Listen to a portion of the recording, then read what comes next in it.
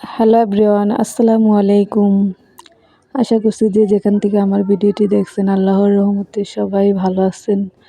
আলহামদুলিল্লাহ, আমরাও ভালো আছি। আজকের ভিডিওটা শুরু করলাম সকালের নাস্তা করে, সকালে ঘর গোছানো, থালাবাটি এসব দিয়ে তারপর একটু মেশিনে বসছি। আমার একটা ড্রেস সেলাই করতেছিলাম। মেশিনে বসতে পারি না আসলে আমার বাচ্চাটার জন্য। তা আজ দেখি আমার বাচ্চাটা একটু ঘুমাইতেছে, সেজন্য একটু মেশিনে বসলাম। ড্রেসটা সেলাই করি, বানানোর জন্য করতে পারি না। এটা এনেছি আরও 3-4 মাস আগে, কিন্তু বানাতে পারি না, তাই পরতে পারি না। তা আজকে কমপ্লিট করলাম, তারপর দেখি পরবো। ড্রেসটা সেলানোর পর তারপর রান্না গুছিয়ে রান্না করতে গেলাম। এই দেখুন, মজাদার সুস্বাদু খাবার।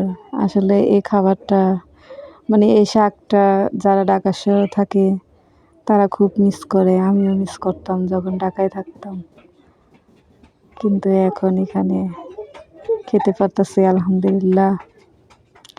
তবে ঢাকা পাওয়া যায়, টাকা হইলে পাওয়া যায়, সচরাচর পাওয়া যায় না, মাঝে মাঝে পাওয়া যায়।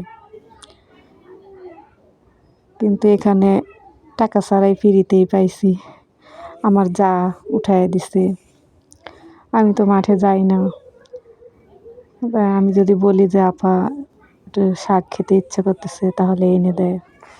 তো আমি বলেছিলাম, পরে এনে দিছে। দেখুন রান্না করছি, শাকটা আসলে অনেক মজা হয়েছিল।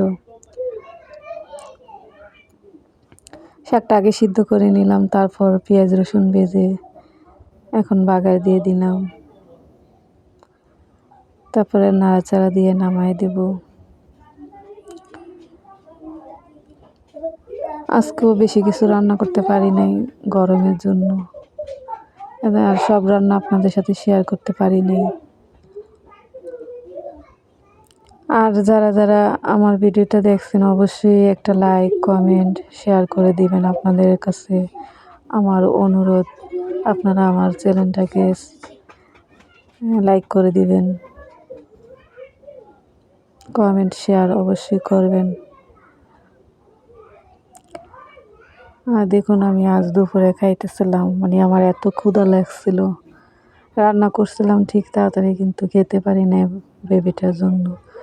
পরে বাচ্চাটা ঘুমাইছে, পরে খাইছি। এতটাই খিদে লাগছে, তাড়াতাড়ি খাইতেছিলাম।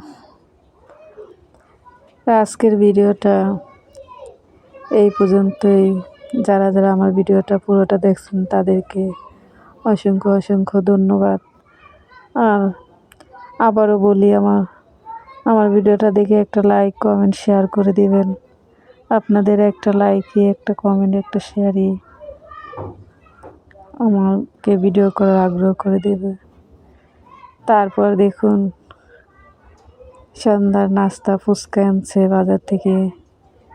তো বেটারা ফুচকা দিছে অনেকটি, কিন্তু তার ভিতরে মশলা দিছে একটু, ভালোভাবে খাওয়াই নাই। এদিকে ফুচকা বেশি একটা মজা না, অবশ্য ঢাকার ফুচকা অনেক মজা। ঢাকার ফুচকাগুলো আমি অনেক মিস করি। যখন ঢাকা যাব তখন খাবো ইনশাল্লাহ। দোয়া করবেন আমাদের জন্য। আমিও দোয়া করি আপনারা সবাই ভালো থাকেন, সুস্থ থাকেন, এবং আপনার মনের ইচ্ছা পূরণ হোক। আর আমাদের জন্য দোয়া করবেন যাতে আমার স্বপ্নটা পূরণ হয়। আজকের ভিডিওটা এই পর্যন্তই। আল্লাহ হাফেজ।